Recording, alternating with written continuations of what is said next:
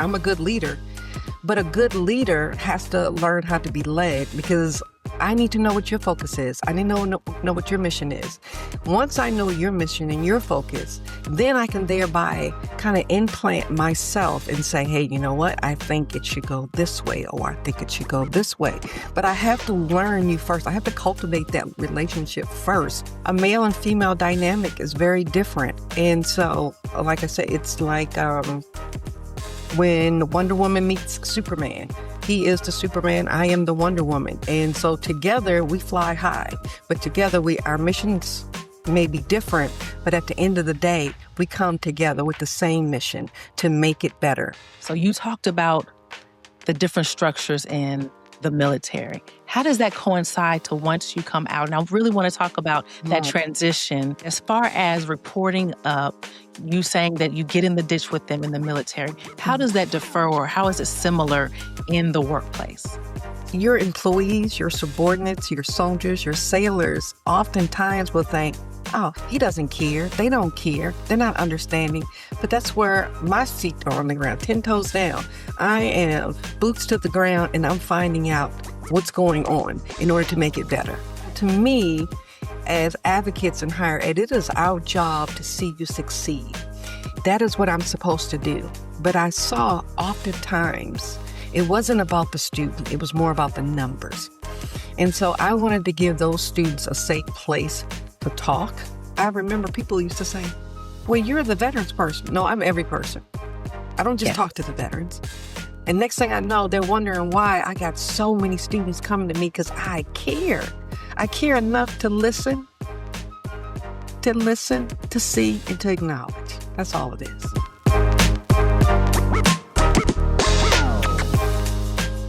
Hello, everyone. Hello, hello. Welcome back to another episode of the KimUnity Soulutions podcast, the only podcast that's inspiring leadership and humanity within and beyond the workplace. It is so good to be with you all again today.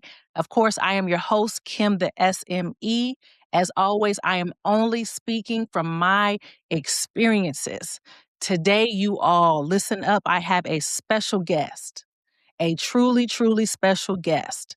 Today, I want to introduce you to someone whose journey through service and resilience has shaped not just her career, but her calling. She is a proud U.S. Army veteran who served during Desert Storm and Desert Shield, beginning her career as an emergency medical technician. She is a national speaker with over a decade of experience in higher education, most recently served as the director of the Military and Veterans Center at University North Texas at Dallas. She is also an advocate for student veterans and women in service, leading and supporting their transition from military service to academic and civilian success. Her advocacy is deeply rooted in honoring the service and sacrifice of all veterans, with a special focus on the unique challenges faced by female soldiers today. Through pioneering programs such as Serve Like a Girl, She Rose, and Rosie the Riveter, which I can't wait to dig into, Ms. Gray has elevated the voices of women in uniform and created platforms for visibility, healing, and empowerment. She is passionate about giving voice to the voiceless, mentoring student veterans, and building inclusive support systems that recognize the full spectrum of military experience. I now welcome to you all. First name, Miss, middle name, period, last name, Gray. Miss Gray, it is so good to be with you. How are you doing today? I'm doing well. It is a pleasure to be here and to be with you right now, Kim. It is a pleasure. Perfect. I'm so excited. I've been going over your resume and everything that you are building and putting your energy into, and it's so vast. Everything that you're doing right now is based on your experience. So I'm so glad to have you. And I want to first start off with, because you have a lot to go over, I first want to start off with what you are currently doing. You are currently a consultant with KimUnity Solutions, correct? With Raymond Kemp, who is a retired Fleet Master Chief who was over all of Europe and Africa. Please tell us about that. I met Mr. Kemp several years ago. He had come to a university in which I was also an assistant director at that time for veterans. He did a very unique topic on, veterans in leadership, transitioning, and the importance of it. We connected then. Many years later, he actually reached out to me on LinkedIn, an inside joke. I actually didn't pay it any attention. I probably didn't look at the information like his reconnect on LinkedIn. It took me 2 years to see it. So, but I have since learned that LinkedIn is very important. So prior to that, I ran into him at a social outing. And ironically enough, I was with some friends of mine and I told them, I said, I know that gentleman. They were like, no, you don't. And I was like, yes, I do. And so I walked up to him and I'm like, hello, Mr. Kemp, how are you? And he politely said, well, Miss Gray, how are you? And and that's how we reconnected. I was still working at UTD at the time. And he came to the campus and again with his forward thinking and leadership and so forth. And I was enamored. I was like, wow, this man is great. I see his mission and his goal and I want some of that. And so I had a very not so good situation that occurred at my job. And so I took a leap of faith and I left. And I asked him, I was like, wow, I said, this is my side of the house and this is your side of the house. How great would it be if we kind of put those entities together to see how well it would play? And I don't know if he accepted me first or I accepted him first, but it became a mutual understanding. And it's been an eye opener. It's been a learning experience to see what he does versus how I do it. I love that. And when you say basically the two different worlds coming Mhm. together, can you give us a little example of what your focus is, what his focus is, and how you all make a great team? So he has obviously 33 years of military experience, leadership. He is the Honorable Raymond Kemp based on his appointment from the president. Whereas I do have the military and I do have higher education, which is quite different. So I went from the military to federal government to service working at a university. So our leadership styles are, I would say, different. I would say he leads with his head. I lead with my heart. I tend to be more of a listener. I want to hear and feel what the individual has to say. I may not give them the directive of how to be a best leader. I will give them direction how to be an intentional leader. How do you listen first? Can I look at you? I don't want you to send me an email. I don't want you to send me a text. I want you to come talk to me. So his is very straightforward, I would say, and mine is a little bit softer. But together, it's like a Tootsie Roll Pop. He's the hard shell outside, and I am the Tootsie Roll inside. I love that analogy. I love that. And looking at your topics Uh-huh. with Kemp Solutions, you talk about the voice of the voiceless and the leader that can be led. Absolutely. And you speaking about being able to listen Mm, as well as being able to be a servant and being able to be led. It is so important. And it is also missing mhm. from a lot of institutions. Absolutely. My journey has been from being in corporations and being raised to where it's okay to raise my hand when I have questions. My parents always instilled in that raise questions, ask questions, answer them, never be afraid. But once I got in the workplace, it wasn't accepted. No. It was more of it seemed like I was more or less challenging their authority when really it was about innovation and bringing new ideas. And I can see where your topic of leaders who can be led and taking that experience knowledge from the people that you work with and applying that to the outcome. Can you talk a little bit about that? So, my philosophy in regards to a leader that can be led, we oftentimes know there are CEOs, there are presidents, vice presidents. I'm going to take my lead from you, even though I think in all seriousness, I'm a good leader. But a good leader has to learn how to be led because I need to know what your focus is. I need to know what your mission is. Once I know your mission and your focus, then I can thereby kind of implant myself and say, hey, you know what? I think it should go this way, or I think it should go this way. But I have to learn you first. I have to cultivate that relationship first before I can actually say, oh, I'm going to do it this way because my title is vice president or my title is this. And so I'm learning with Mr. Kemp that he is an outstanding leader. And as we realize, people will see that on paper, but sometimes they're like, oh, you were in this structured leadership and now you're outside of the structure. So I'm here to show people his softer side. I have cultivated a relationship to see how best he leads, whereas his leadership style is to change the world. My leadership style is to listen to the world and to give him that information back so he can cultivate it and create a different type of leadership so people can understand.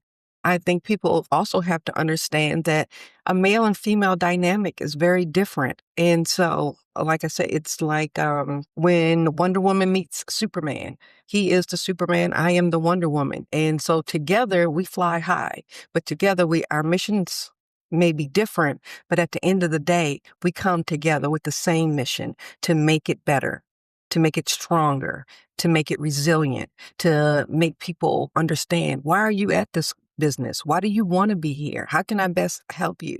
And as leaders, we often forget about those subordinates. We really, really forget about them. And they are the heartbeat of the organization. Without them, the organization is not going to run. And so how do you best lead? Instead of from afar, how do you lead from here? So if Mr. Kemp is leading here, I'm down here listening to everyone else because guess what? I have to get their opinions and their feedback because I got to give it to him. And there we go. And then we can cultivate what needs to be done to best serve that organization, to best serve that leader. I love that. I love that because I do understand that when you're a leader at the top, you are the visionary. You're looking at the top. You don't always hear from the front line. I don't like to say lower level, but those who Mm, have that hands on experience. And you're exactly. not there to see what those challenges are. So I see how you both are working both of those avenues and meeting in the middle. Because being in the military, like I was a corporal. And at that time, that was a big deal because I didn't get a chance to go to NCO school, and that's non-commissioned officer. I was about to be a sergeant, but I got deployed. And so one of the things I learned was if I tell my soldier to get into that ditch, I got to get into that ditch too. And so understanding that type of mentality, that type of leadership that I get dirty too. And then we have to realize you get promoted up. And so with him, he's so high up. It is my job to let him know what's going on down here because he doesn't have that hands on anymore. And so I got to let him know, hey, Kim, let me tell you what's going on down here. And I got to bring it to him in such a way it makes sense, not from a heart-led leader, but from an informed, intentional leader. And that's with any organization. So that's me going out and saying, hey, what's going on? How can it be better? Because your employees, your subordinates, your soldiers, your sailors oftentimes will think, oh, he doesn't care. They don't care. They're not understanding. But that's where my feet are on the ground, 10 toes down. I am boots to the ground and I'm finding out what's going on in order to make it better. I love that. Okay. So you talked about the different structures in the military. How does that coincide to once you come out? And I really want to talk about that Mm, transition okay. because there's a lot to discuss there. But as far as reporting up, you saying that you get in the ditch with them in the military, how Mhm. does that differ or how is it similar in the workplace? So I can tell you, initially when I first got out the military, I was like, oh, what I'm going to do, da, da, da, da, da. So I went to college and eventually after go to college, I went into a special elite program for, they were calling presidential management and fellows at the time. And so what I learned from the military and what I was able to give to my federal service was I have to understand because sometimes people forget they get promoted, but then they forget for hence they came. And so I was reminded all the time that a great leader can be led. A great leader listens to their persons, their subordinates, the ones that are the heartbeat. Because if I get so far out, but I still forget, it's useless. I remember when I first got my first job in the federal government, we call like this instant messaging. And at first I was like, oh, let me everyone hi. And then someone said, that's not very personable. And I said, you're right. My ideology was we can get to work as early as 6 a.m. or as late as 9. I was an early bird, always have been. I like to run, whatever. So I would get there at 6 a.m. I would stand by the sign-in sheet. This is how long ago it is because they don't have sign-in sheets anymore. I would stand by the sign-in sheet for those who got in early. Hey, good morning. How are you? And yes, I did want a response back. I know sometimes people ask questions, they really don't want a response back. It's just a sense of politeness. But I learned that doesn't work. And so I knew those first group of employees would come in, and then I would wait until the next wave of employees would come in, and so on and so on. Then I would walk around and I would listen intently. Hey, how was your day? How was your weekend? I heard you were going to a concert. I was like, I wanted them to know that not only did I see them, that I could hear them, and now I can acknowledge them because that makes such a difference. So cultivating that type of relationship with my employees, and that each month I would have this meeting. I'm like, hey, tell me what I am doing great. Tell me what I can improve on and whatever. And they thought that was the strangest thing. But I was also just recently out of college and I was a public administration major and minor. And I learned all the theoretical styles of leadership, not forgetting my own leadership, but I just wanted to try this. I said, let me try something different. And I wrote it down and they were like, what do you mean? What can you do better? I said, exactly. I want to know how I can be a better leader to you. What do you think I'm doing? What do you think I can do better? And so because I realized it felt a little bit uncomfortable being in front of everyone, I had a box in front of my cubicle, and you can drop it in anonymously or whatever. But then I returned the favor because I had so many employees and I had to write up their, if they got an award or something, and I may have missed something. So I had each employee a folder, again, and I said, if you have done something outside of the realm of your work, above and beyond, slip it in here. So that when I go to write these awards up, I can look in there and I'm like, well, let me see. Can I verify this? Did you literally do this many cases versus this many cases? Did you specialize in this? When they realized that I was actually paying attention, that's when I became an intentional leader. And that let me know that I was a leader that can be led because they make me shine. I don't make them shine. They make me shine. I can disseminate all the work there is, but if there's no intentionality behind it, it's nothing.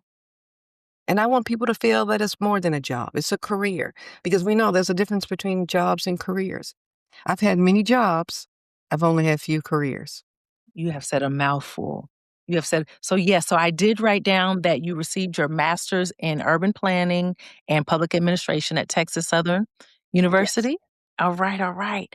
And everything that you're saying reminds me in different ways of what I'm currently doing as well. And I really love that correlation, that agreement.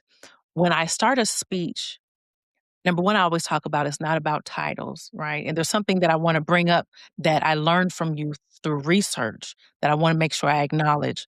But I always ask at the beginning of my webinars, how do you feel today? And I wait for them to put up emojis or put their response and everything because I know that you can't lead if you don't care, number one. And you are saying exactly that. And then also, how we respond is based off of our prior experience. So some people don't want to share how they feel because they don't know if you're really listening, if you really care.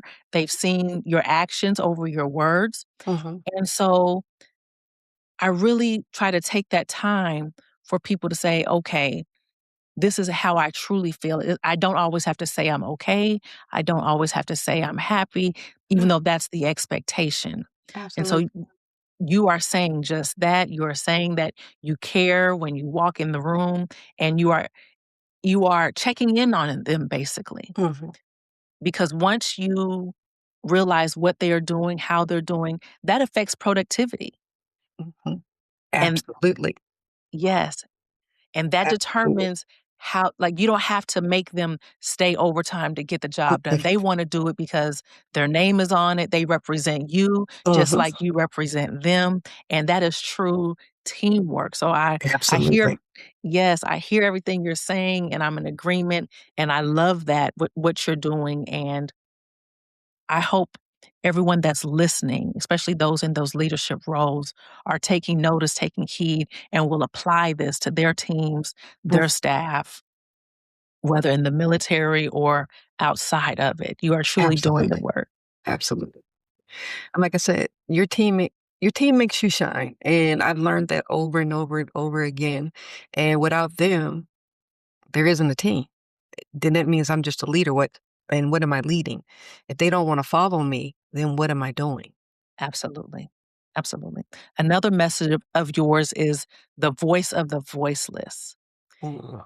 And I saw that while you were at University of North Texas, Dallas, you were director of veterans and I was the director of the Military and Veterans Center. Prior to that, I was the assistant director to the Veterans and Veteran Success Center. And prior to that, I was the assistant director to the Veteran Success Office. okay. Mhm. And as you were in that role, you created systems. You have a voice safe campus system. And Mhm. you talk about the voice of the voiceless. Can you talk about I want this to be the introduction of the root of what you talk about, right? Okay. So, can you tell us about that system, why it's needed, and why you represent the voice of the voiceless? The voice of the voiceless came out of me working in higher ed and seeing things that I didn't quite understand or didn't resonate with me. There are many students, and this is not just military students, this is also our students. Most students come nowadays, we have what we call a non-traditional student. That means you're either returning to school, you have a family, you're working jobs, or whatever. And so you come back into an environment that you don't really have a level of comfortability. And so to me, as advocates in higher ed, it is our job to see you succeed. That is what I'm supposed to do. But I saw oftentimes it wasn't about the student, it was more about the numbers. And so I wanted to give those students a safe place to talk, to bare their souls if they needed to be. I never claimed that I was a counselor of anything. I always say, what's wrong? Come talk to me. Come walk with me. Let me see what's really going on. And so my voice safe system is to show that there are oftentimes students that have had or suffered or been a survivor of sexual assault. And once they've done that, depending on the age and whomever, they tend to get quiet and they fall back. They become, well, in essence, in my generation, a wallflower. But Mm. it's up to us to see them, to hear them, and then acknowledge them. And so I look for telltale signs. Are they quiet? Have they kind of stepped back from what they normally do? Are they not doing things that are somewhat fun on campus, especially if it's free? I understand if they have children and so forth, but I'm like, what is really going on? And so if you listen to them, those are the students that you want to stay in school. We don't want them to leave. So we're about retention. We're about saving the school money because if you acknowledge these students that don't have a voice, that means maybe they've come from a broken home. Maybe they've come from some sort of sexual or mental health situation. Maybe they're suffering from homelessness. Maybe they have food insecurities. Maybe they're just afraid. And so it is our job as advocates to give them a voice, to make them feel comfortable enough to say, this is where I belong. A sense of belongingness. It makes such a difference. And I know you've probably experienced in your roles that person who comes to your office and says, I got something to ask you. It won't take that long. You already know that it's more behind that. It's going to take long, So I already know when they said, I got one question for you, Miss Gray, or can I listen? Can you talk to me for a minute? So I try to listen. And during those times, I've learned a lot of things. I've learned that I've had students that will come around lunchtime, and that's a sign. But oftentimes we get in these positions and we don't see them. And I want to give them a voice. I want to give the voice to the ones we don't see. I want to give a voice to the ones we don't hear. I want to give a voice to the ones we don't acknowledge. There are so many students going back to school and they don't know, depending on where they're from. Because how often do we hear from our Black and brown families, pray it away, it'll be okay. It's Yeah. not. Mental health advocacy is so important. How many times do you hear someone come back to school and say, just because you can't do it this semester, come back another semester, and they don't come back? How many times have you heard someone, I don't have the right clothes? So what? Neither do I. Send them over to where they can get the clothes on campus. How many times do you, I don't have a haircut. Oh, I don't have this. It's not about that. It really, really isn't. It's about us listening enough to care to want those students to stay in school. Because our non-traditional students that are marginalized and coming from various areas are the ones that keep these universities going. It's the same with the military. Usually the ones who are coming into the military are the ones who want to do more, who want to be better, who want to go to college after they get out, or who want to show who they are to their families. So it's a lot of similarities, and that's why Mr. Kemp and I work, because I understand that side. He understands that side. I went into the military because I wanted to get away from home. I wanted to get away. I knew that my mother wasn't going to be able to pay for college. And I knew that I did not want to stay in Baltimore, Maryland. I knew there was something more. It had to be more outside. Be more. You got to be more careful. And I was like, I'm being more careful because I'm not coming back. And I tell everybody the story. I knew with the blizzard of 1976 that was not going to be my end-all be-all. Wow. Wow. Wow. You began that moment talking about seeing the students and understanding, and you're always speaking about empathy. But you're not just seeing those students and observing and seeing them not go to class or having those excuses. You don't just empathize with them. You are compassionate. Compassionate is, I always explain it as empathy in action. So you not only just step in those shoes, you are actually putting your boots to the ground, your heels to the ground, and you are creating systems, you are creating space, you are creating environments to where people feel welcome to come in and to speak to you and to share. And you're listening to all of those clues. You're talking about clues of not having the clothes or the haircut or coming in. And you're just putting those pieces together because you can relate to it. You've seen it. It makes a difference. I mean, so one of the programs I started was haircuts. And it was a simple task of reaching out to barber schools who needed hours, putting them together, and the students. You feel good, you look good, you feel good. And that's anywhere. And I learned that. That was one of the lessons I learned from the military. Like my uniform was, Had my it. uniform looked good. Even though I had to wear that little ugly little bun in the back of my head back in the day, I felt good. I didn't like the glasses in which they gave me, but I felt good. I put that uniform on, I looked good, I felt good, and I was ready. And as we know, as children, kids can be cruel. How often, you already come from a space of insecurities. Like, I came from a place of insecurity because I didn't look like everyone in my family. Couldn't understand why I didn't look like everyone in my family. I went to schools that I didn't think I'd look like everyone, and I felt uncomfortable. I grew up in Maryland, and people say, oh, Baltimore is like a chocolate city. Actually, it's 50-50. When I was growing up, I got bussed into a school as a kid, and I experienced a lot. And I was like, this is insane. And so I often tell people segregation and all that it didn't just happened in the South. It happened in Maryland, the North, and so forth. We experienced it on different levels. So I'd already had a sense of insecurity about how I looked, the texture of my hair, like the freckles on my face, the clothes that I wore. I was very different. And I was made to feel very different. And so when you leave your parents' home and you go to get that next home, you're going in there with that insecurity. But as we know, during my time, when I went to the military, no one recommended me to go to therapy. I was just an angry little scrapper. That's how I was supposed to be, because you're a foreman, you're supposed to be Survival. scrappy. You're supposed to be mad. Am I though? Did I want to be mad? Did I want to be angry? Absolutely not. Now, you said you left. I'm going to transition back and forth because you're mentioning things that I definitely want to address. You mentioned at the very beginning that you left because there was something that happened. Mm-hmm. And I saw somewhere else where you said your boss told you to shut up. Yes. Are those the two different? Are those the one and the same?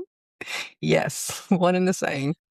Okay. Like I said, I've had some great experiences, but never in my adult life had I had someone tell me to in a meeting. And What? Who? I'm like, what? And when something like that happens, you're like, what? Like, did I just hear that? And then when I went to go speak, you go, and I'm like, oh, wait a minute. Because in my mind's eye, I am an adult. And if I can use some vernacular, I'm a grown woman. How dare you think that that was in any way appropriate in any kind of way? And when I broached the situation, the response was, I am a very professional person. I don't know where on what planet, but not on my planet. And maybe, I am from Mars, and in my planet it's different from yours, because I did not appreciate it at all. So it was something I've experienced a lot in my adult life, and being from the military transitioning, experienced a lot.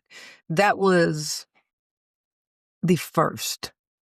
And I experienced some quite egregious things, but that right there was one of the things that at this age, it was not tolerable. Maybe if I were in my 20s when I was a little scrapper, maybe I would have tolerated, because vengeance is mine, and I would have worked that somehow another, I would have gotten that vengeance back. But as an adult, I was like, I have choices. My choice is to walk away from this. My choice is to take this lesson and give it to someone else. My choice is to be better than that person, to make this a life lesson and let people know that it's not acceptable on any playing ground, or in any type of office, corporation. It is not acceptable. Not acceptable at all. Mhm. I was just speaking to, matter of fact, I went to University of Texas at Dallas, and I spoke at the Balance Sheet Bash, and I was speaking to students. Mhm. And number one, the lesson that I learned from you is I went in there and I acknowledged them for being current and future leaders, because I saw on the memo Mhm. that, these are our future leaders. And I wanted to come in and say, these are our current and future leaders. You're leading in your community. You're leading by example. You're leading your families. But what I didn't realize, or it didn't come to mind until I started reading about you, is that there could have been military, students in there. There could have been Mhm. service members in there. And I Absolutely. did not at all acknowledge that. So that's something that going forward, I definitely want to address, bring to light, because they're not just students coming out of high school, college, and all of that. They're also from the military. So, Absolutely. and I was also going to say that at the very end, I talk about training people how to treat you, Mm. because it's about what you accept, what you tolerate, creating your own boundaries. Absolutely. And what you just said is exactly what you did and why it was so necessary. And you talked about having vengeance and and who you used to be and all of that, the Yeah. scrapper and everything. We do evolve. We do evolve. We do. We do. And I used to say that the K for Kim stood for karma because it would I would come back for you, right? But Mm-hmm. now I know that I just let God handle it, and I make the adjustments.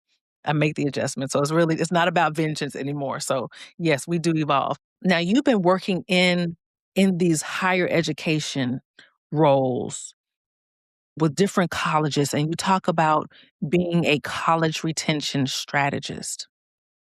You talk about how expensive it is for these universities. And I'm trying to look for your phrase that you just said. Silence isn't just uncomfortable, it's experience. What is that cost to college campuses? Because we know, like you mentioned, they are not showing up. What is that, and why is it so necessary for everyone to listen, to bring you into the campuses and lead everyone or bring their awareness, widen their eyes to share this message and to implement? So we have to first understand, people forget, colleges and universities are businesses. They're businesses of higher education.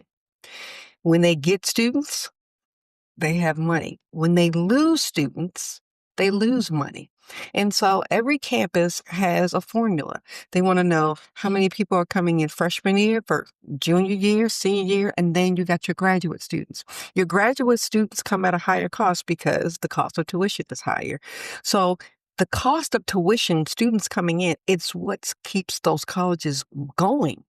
And if you start to lose students because you don't see them, you don't hear them, you're not recognizing the non-traditional students and what they're going through, you're not understanding that they may not want to go to your counseling services.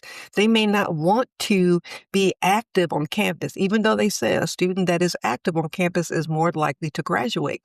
But those are your those are your traditional students. I'm talking about the non-traditional students. That is where they make their money. Because they're coming back. They're coming back either because they want a better job, they want a better paying job, they have children, so they got to figure out how much more money can they make. Can I do it with a college education? But if we are not feeding the mind, the body, and the soul, that student has no purpose on that campus. So they may start out as a freshman and be like, okay, well, what did I get out of this except for going to class? So you lose that student. But guess what? That student, this is at 4-year university, that student may say, I'm just going to go to a community college. So if that student goes to a community college, now the community colleges who are branching out, who they are now doing 4-year degrees at certain Dallas community colleges, which is great because they're more personable, they're smaller, they're more hands-on.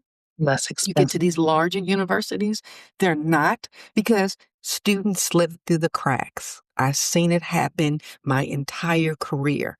I've seen students that I'll see one semester, I'm like, hey, how you doing? Da, da, da, da, da, da.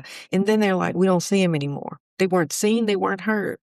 I had a student once come to me. I came into the building one time. I won't say her name because if she listens, she's not, but she always says I can say it. I came into the building because I'm an early riser, as I say. I saw her sitting in one of it's a public campus. So I saw her sitting on the couch. Didn't pass it. Hey, came the next morning. She was there again. I said, every day she has an early class. So I was like, let me see if I come a little bit early. So I was very intentional. That day I came 30 minutes earlier. She was still there. I was like, okay, let me try something else. The next day I came an hour earlier. And I said, hey, how are you? She was like, oh, how are you? How are you? What's your name? I said, I'm Miss Gray. I said, why don't you come up to my office? I have snacks, coffee. Are you sure? Then I paid attention. Saw her the next day. Next day, she walked with me to the office.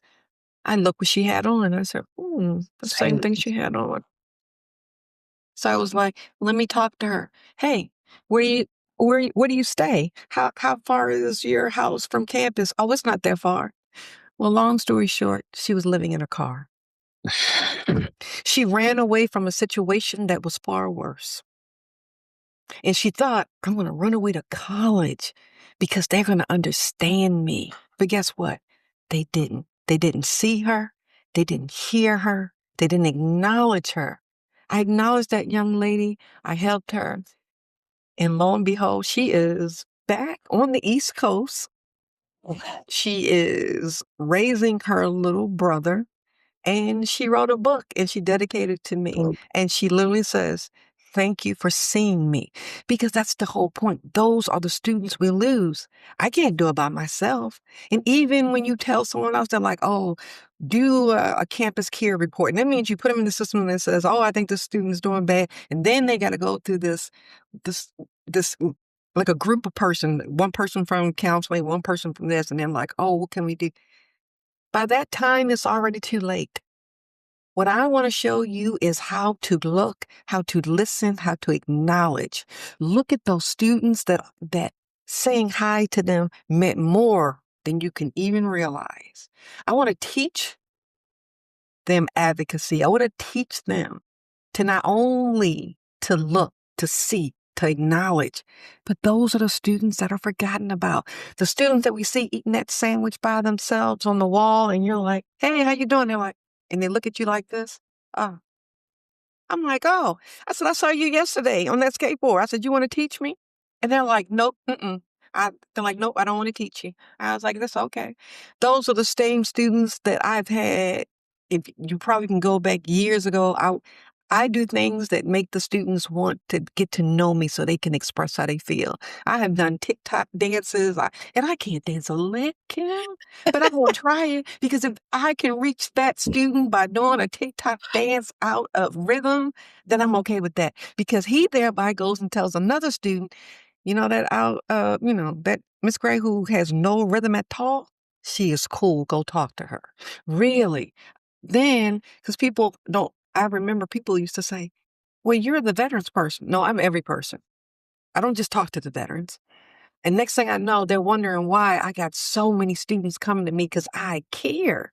I care enough to listen, to see, and to acknowledge. That's all it is. And that's what I'm trying to teach retention wise. I'm trying to show colleges and universities. With Kim, he's trying to show them the leadership aspect, how you kind of put it into your gravitas to make it work. And like I said, that's what makes us such a great team right now. Even though he's a lot older than me, you know. That's okay. That is okay. You all are definitely making significant impact. And I know the students are so appreciative. Yeah. Because they need that. They don't have it at home. Mm-hmm. Like you said, they are there trying to do better, and they still are missing some vital aspects that they just need somebody to be aware of. Exactly. But some And people are just so caught up in themselves, and they've walked by that same person you walked by mm-hmm. 50, And 75, 100 times. I had a gentleman tell me, I don't want to be someone's father figure. I was like, whoa, how about being a role model? How about being someone that cares a little bit? You know, and oftentimes in our Black and brown families, we do grow up with one or the other. Doesn't make us any less. Sometimes I think it makes us stronger. And Mhm. not wanting to be a father figure, when you can actually verbalize that, Yeah. it's great that you are not in those roles to Mm-mm. be influencing Mhm. those in those situations. Absolutely. So I'm glad it's unfortunate, but also I'm thankful that he knows it, he's aware, which means he's self-aware, That part. and and he's not taking that role. So yes, for sure. Now, okay, so we've talked about the non-traditional students, we've talked about military students. There was an article that I read where one student said, "College is harder than war." So we're going into the military aspect of it. And I would say her name, but you there was some person you didn't want to mention, so I won't mention the name, but I do have the article, but Okay. she said that college is harder than war and mentioned that in military you know what to expect, but in college you don't. So in the military you have the routines, Mhm. you know what time is time to get fed, you know your Exactly. role, you know who you're supposed to report to. Every day is measured. Mhm.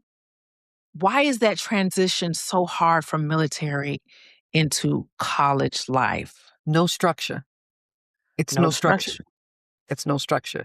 Knowing that what time you got to get up in the morning, knowing that you're going to do your PT, knowing what time you're going to go eat, knowing what time you're going to show up to your specific job, knowing what time you're going to get off. If there's any training, you already know it. Those things are just standard. You come to college and there is no structure. You may talk to a counselor this semester, but next semester you may get an entirely different counselor, which is very hard for military people transitioning. It's very hard for even regular students, because they're like, I'm coming from my mom's house, or I'm married and I know that I cook my husband's dinner at this time and this time. Then I get here and y'all don't know. I'm late for class, but I can still come in. Some professors are very persnickety and say no. Some say yes. Sometimes student veterans don't understand the lack of respect for the authoritative leader, which is the professor. Why are you talking out of term? Why aren't you raising your hand? Why aren't you giving us something else? I don't understand. Why aren't we studying together? Because we should be graduating together. It shouldn't be one man for himself. And that's what we get used to. I mean, when I was in the military and I was doing my training, we did it together because we were going to graduate together. It was important to lift everyone up. In the college environment, it's not like that. If you fail that test, oh, you should have studied harder, or if you did really well, oh, you want a study group? I don't know if I want a study group with you. So there's a lot of different things going on that doesn't balance out. I want to keep all this knowledge to myself rather than help the next person. If you don't know it, too bad.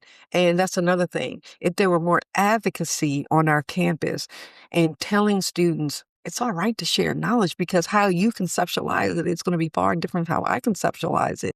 My major may be this, but even though we're in the same class, let's make sure we get through this together. And I think sometimes generations understand that far differently than some persons our more seasoned persons coming out the military. We want to see people succeed. Our job is to see you do your best. I don't want to see you fail, but there are mentalities on our college campuses that you paid for the course. If you fail, you fail. If you pass, you pass. And that is, unfortunately, what you get. That's at the baseline, but it's something that I've always overlooked. I didn't really think about, that transition is difficult because in the military, it's more about teamwork because you can't get that far. All right. You can't get anywhere No. if you're doing it by yourself. My But survival is based on the team, the team I'm building, the kinship, the partnership, the relationship that I built. If I can't build that, then I'll be the lone soldier out there on watch and no one has my back. But that's not exactly. how it is. Someone's always going to have my back, whether you like me or not, because my job is to see you survive. See? And again, we don't have that in college because it's about self. That's it. There's a lack of communication where it's necessary in the service. Mhm. And when you have that open communication, that dialogue, when you're working as a team, you're able to identify each other's strengths, weaknesses, likes, dislikes, all of that to be able to become more effective, innovative, and accomplish the mission. And what you see a lot of on college campuses, those students that are very active and they're doing it, those are the students they concentrate on. Those students will get everything.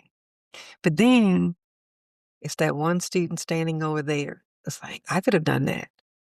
I could do that. But we don't see that student.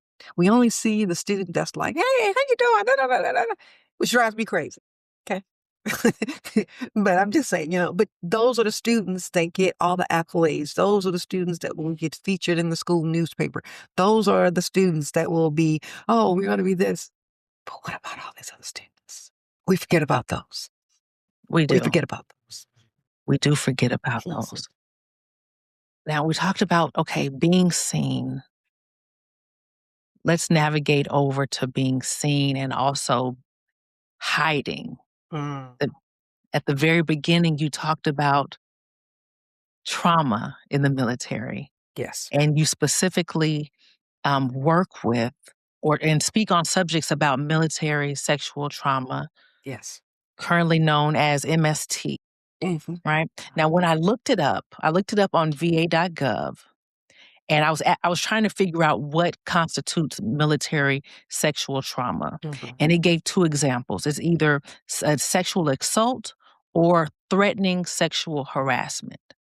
Does that sum it up? Does that Pretty define it, much. or is there more? Because I don't always go by the dictionary and No, those that's it in a nutshell. in a nutshell. Mhm. Okay. Tell us all why MST is so important to you. And let me preface this by saying that I know this is a sensitive topic. I know that you mentioned that you are an open book.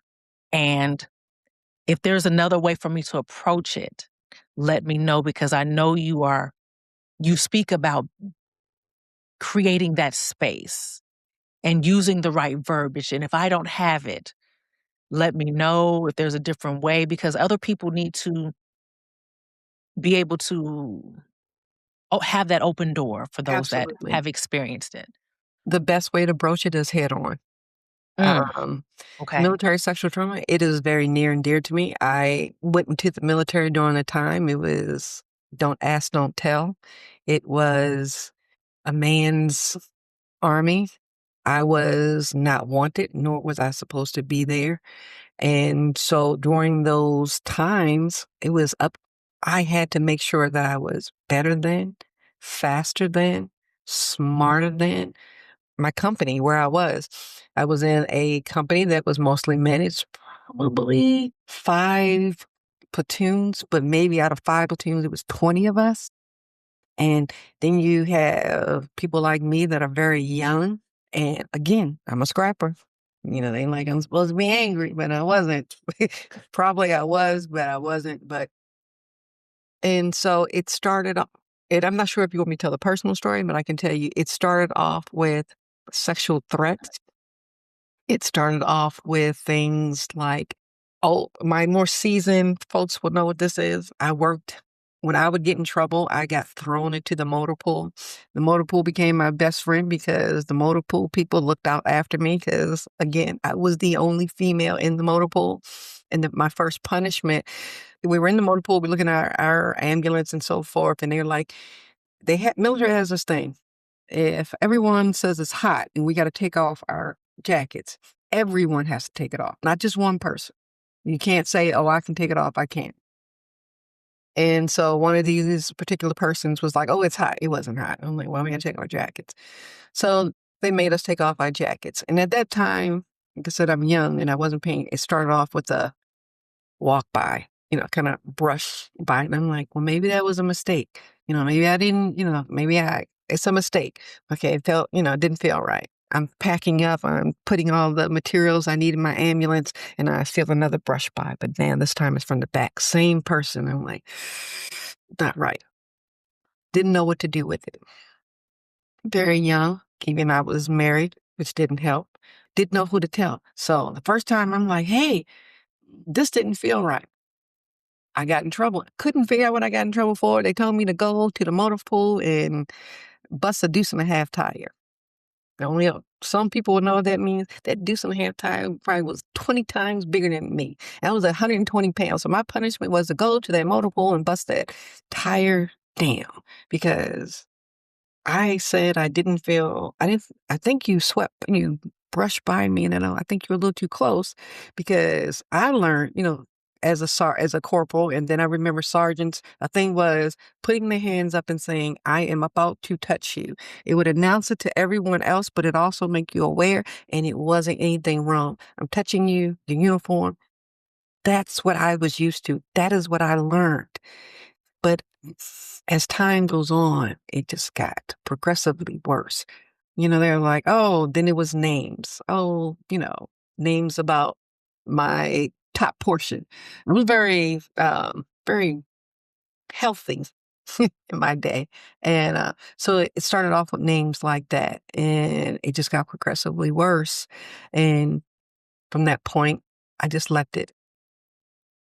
It just got worse. And if you know anything about Fort Polk, we have what we call 30 days on, 30 days off. That means you go into the field for 30 days, come back out in 30 days. And during one of those 30 days, I was by myself. And that's when the first thing occurred. And it was, yes. So, yes. I'm sorry. Thank you for sharing that. Yeah. So the first, you felt something wrong, you thought something was wrong, and then you get punished for bringing it up. Uh-huh.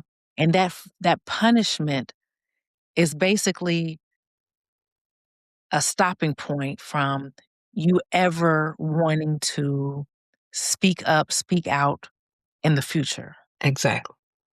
Because it's not addressed, it continues. And this type of trauma, and I'm just visualizing it's different in the military versus outside of the military because you are there with that person forever. It's not like you can Uh-huh. change your environment. And you said 30 days on, 30 days off. Right. You are traumatized and you are also in a role of EMT, emergency medical technician. You are traumatized while helping those who are being traumatized. And that's why I have to give a voice to the voiceless, because I know how it feels to lose your voice.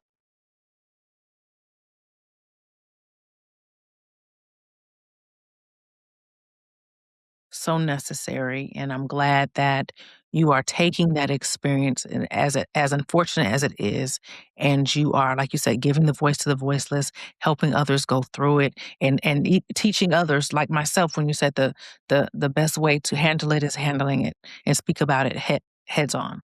Exactly. So thank you for that. And when you started this off, you said you knew that once you got there, you had to be better than, stronger than, faster than. Mhm. That's something that as a Black woman, I'm always taught growing up in the classroom, in the workplace. We have to be better than, we have to be stronger than, we have to be faster than. But now it's twofold for you because you're also in the military in a male dominated career field. Exactly. So I just wanted to bring that up. So now that you have that experience, Mhm. you understand how important it is for those who need to talk about it and have that space. Mhm. I would say that there are women out there right now who had that trauma, and like you said, they haven't spoken about it. What's something that those women who have experienced it, who have never said anything, what do you think they are experiencing now? What are those signs, and what should those signs lead them to? What should be their next steps? I see women, they will fall back in the shadows. They aren't as vivacious as they once were.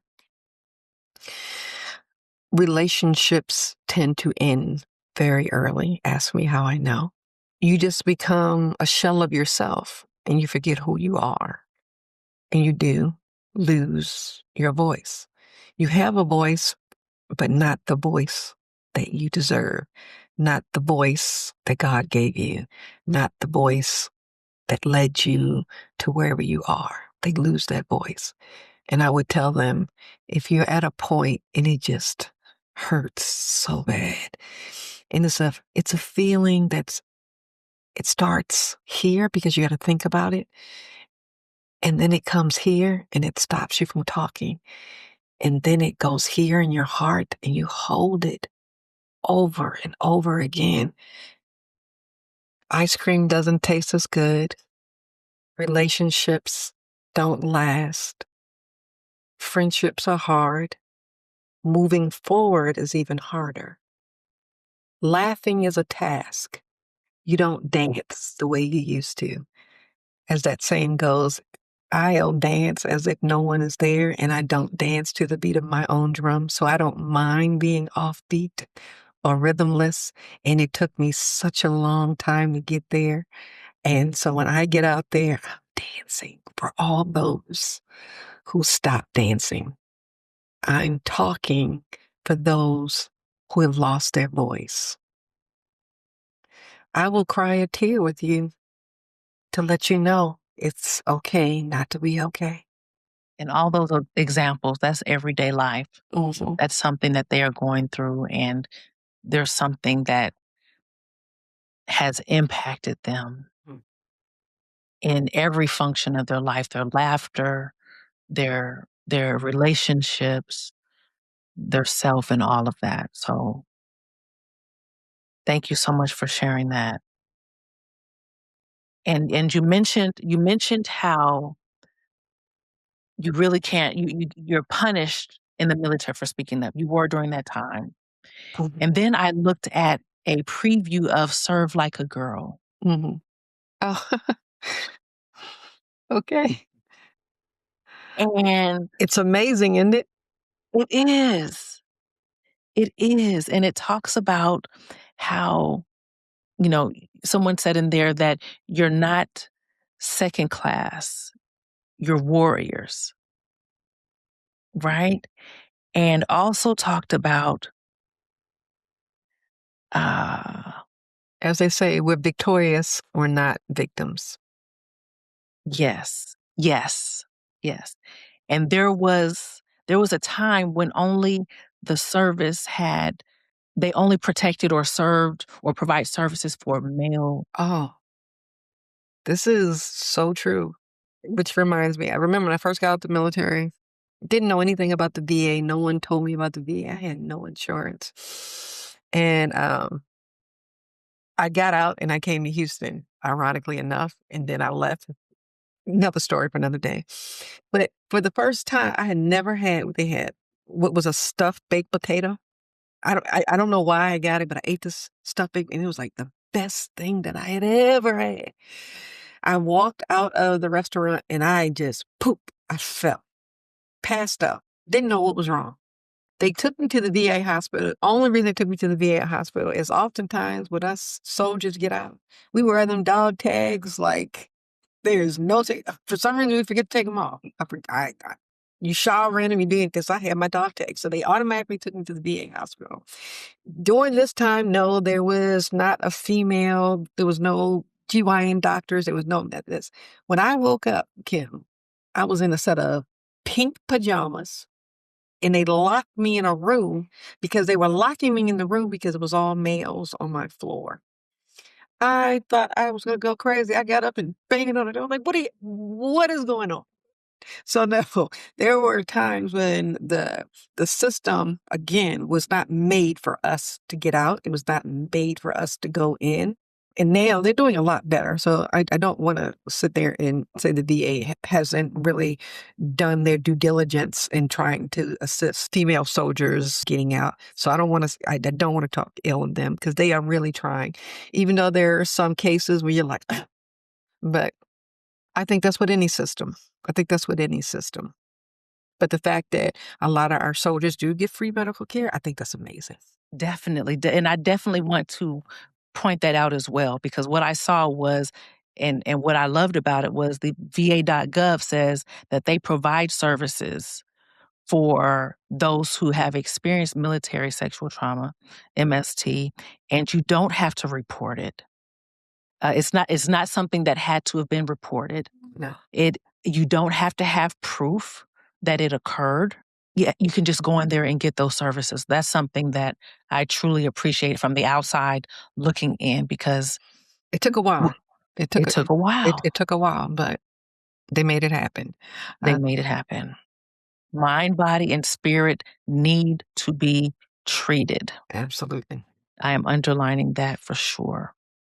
As I close today, and we've just spoken about something that's very dear to you and something that you've experienced. You have stated that it's very important to respond without re-traumatizing. Mhm. What does that look like? When you take a person in a room and you begin to ask questions, so I can preface this. For a long time, and I always refer to it as the R word, I felt that every time I was questioned or asked, that was happening to me again.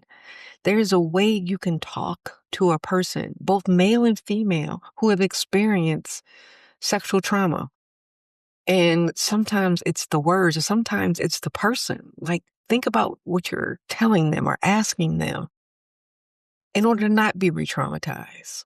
Don't ask me about the action. Say, were you assaulted? Yes, I was. I don't want to talk about how it happened, where it happened, who did it. I want you, for the longest time, I remember thinking, make me better. Make me whole again.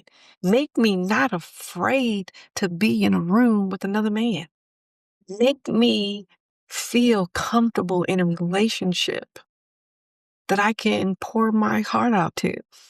That has taken me years. And if I shed a tear in a relationship, you better know that I feel very, very, very comfortable, because I've always been taught to be very, very strong.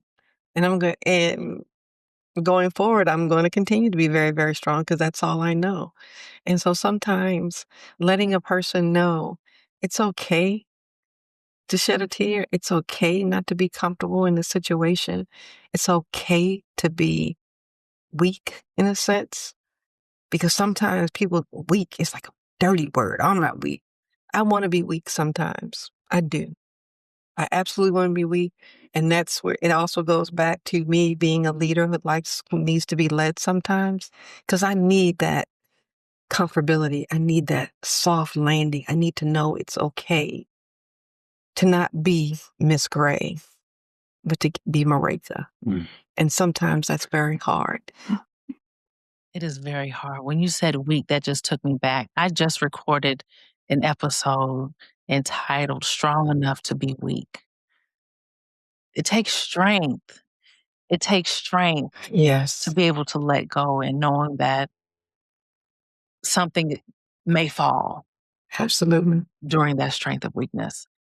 I thank you so much for your time. I couldn't think of anyone else that I would want to be led by, whether it's from a student perspective, a woman in leadership perspective, a woman in military perspective. I mean, you have experience. It's one thing to go to school and to get a degree in something, and it's another to have that experience to be able to actually relate to those people who you're Absolutely. speaking to.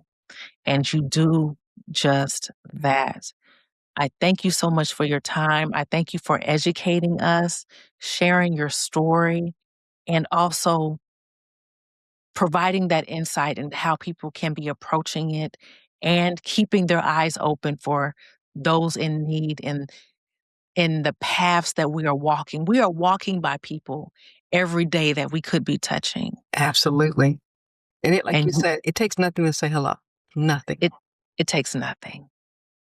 Please share with everyone how they can reach out to you, how they can learn more from you, hire you, all of that good stuff. Yes. If you're looking for me, please feel free to go to LinkedIn. I am under Marijke Gray, MarijkeGray.